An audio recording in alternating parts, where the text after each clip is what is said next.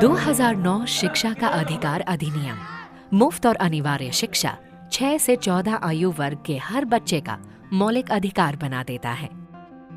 विशेष रूप से उन सामाजिक रूप से बहिष्कृत समूहों के बच्चे जहां सदियों पुरानी भेदभाव गंभीर बाधाओं को खड़ा कर देते हैं। सामाजिक आर्थिक कारणों से कई माता पिता परिवार में छोटे बच्चों की देखभाल या अन्य कार्य के लिए अपने बच्चों पर ही निर्भर होते हैं। इसके अलावा स्कूल के भेदभावपूर्ण वातावरण और शिक्षा की दिशा में माता पिता का नकारात्मक रवैया बच्चों के स्कूल से ड्रॉप आउट का आम कारण है। वास्तव में जाति आधारित भेदभाव और घोर गरीबी के कारण उत्तर प्रदेश के रायबरेली जिले की 13 वर्षीय चांदनी को स्कूल छोड़ने पर मजबूर होना पड़ा। हम उस वाले स्कूल में जाते थे और हमारे साथ कहते थे कि तुम मांगता बढ़िया हमारे साथ मत बैठ के खाना खाओ। हमको बैठा देते थे। हमने सब जने खाते थे बैठ के, इसलिए हम जाने नहीं जाते थे उसको वाले स्कूल में। 10 तक पढ़े थे, उतने से ही छोड़ दिया था मैंने। बीच में स्कूल छोड़ना या ड्रॉप आउट के कारण चांदनी की तरह अनेक बच्चों की क्षमता नष्ट हो जाती है और वे गरीबी और बहिष्कार के दुष्चक्र में और अधिक घिर जाते हैं। भेदभाव की इन समस्याओं और ड्रॉप आउट का समाधान करने के लिए पैक्स भागीदारों ने स्कूल प्रबंधन समितियों या एसएमसीज को सशक्त करने के बहुत प्रयास करे हैं। ये एसएमसी का प्रावधान राइट टू एजुकेशन में है और 11+4 सदस्य, जो 11 सदस्य हैं वो अभिभावक हैं। उसी स्कूल के जो बच्चे हैं उनके माता पिता हैं। अगर जिन बच्चों के जो बच्चे हमारे स्कूल में पढ़ रहे हैं उन्हीं के अगर अभिभावक वहाँ पे रोज़मर्रा के कार्य में, स्कूल के कार्य में अगर वो रहें तो ज़्यादा अच्छा होता है, उनकी सहभागिता बढ़ती है और वो विद्यालय को कैसे सुचारू रूप से चलाना है ये वो अच्छे से कर सकते हैं।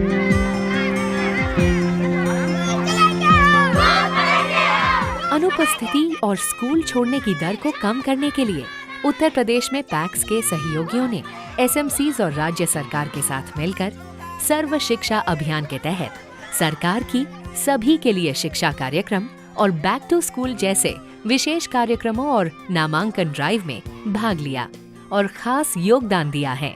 Whenever in district and the block or panchayat and block and a village level, when the enrollment drive, this शिक्षा अभियान enrollment drive took place, they actively took part. हम लोग उनको अपॉइंट करते हैं कि ठीक है आप इस एरिया में रहते हैं तो आपको कुछ घरों की जिम्मेदारी है, आपको तय करना है कि इस गली में कितने आपके स्कूल में ऐसे बच्चे हैं जो स्कूल जाने लायक हैं और अभी भी स्कूल शिक्षा से वंचित हैं। और वो डेटा हम सारा एकत्र करके रिपोर्टों के जरिए शिक्षा विभाग के साथ में साझा करते रहते हैं, जिसके बेसिस पे बच्चों को ट्रैक करने में कि कोई भी बच्चा समुदाय से स्कूल में आने से वंचित ना रहने पाए, तो वो ट्रैकिंग सिस्टम हमारा और ज़्यादा मजबूत हो जाता है।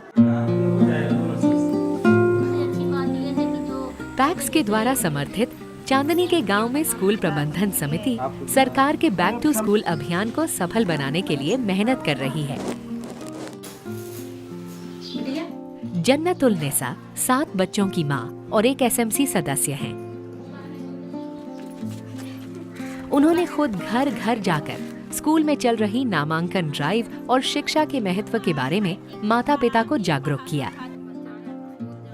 अभियान चले स्कूल से हम जो है गए, सबको साथ लेके सारे बच्चों को नारा लगाते हुए जो है सारे बच्चे के माता पिता से जो है रिक्वेस्ट किए कि यहाँ आओ, जो है सब बच्चों का नाम लिखाओ। जो पढ़ाई बैठ जाते थे, काफ़ी बच्चे यहाँ आ गए।